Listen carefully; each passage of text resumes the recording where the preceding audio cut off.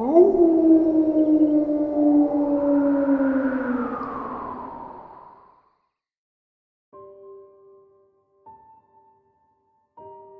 any city, in any country, go to any mental institution or halfway house you can get yourself into.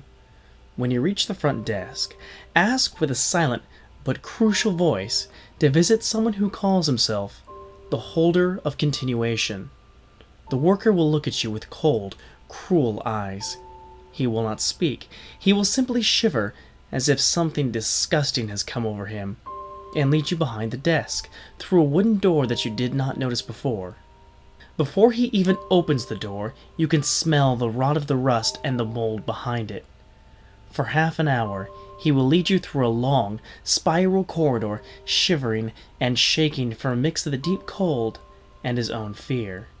He will stop in his tracks and look to the floor as if he was waiting for someone, and he will only move if you say, "Step aside if fear is what's up ahead." He will look at you one last time, then stare at the wall, and a door will appear where there was just the emptiness of the brick. Walk through the new hallway presented to you, and look at the floor as if you dropped something. Do not show any fear, no matter what noises protrude from the hall. A rattling voice will be heard as though it were right in front of you, and it will speak. Your task is far from over.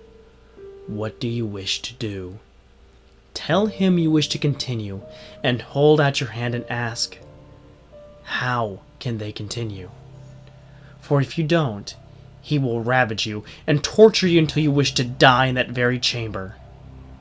The voice will tell you about every particle, every germ, and every hand that was laid upon the objects, and how they survived as long as they did. If you did not break into tears or show any form of mental weakness, the holder will be heard smashing against the walls and screaming in horrible, burning pain that could only be caused by hell's fire.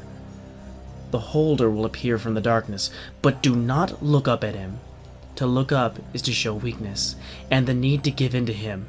You will feel something smooth and light. A feeling of cold metal will fall into your hands, and the holder will fade back into the darkness, now free of his burden. This brass horn is object 367 of 538. No instrument can match the sorrow in its tone.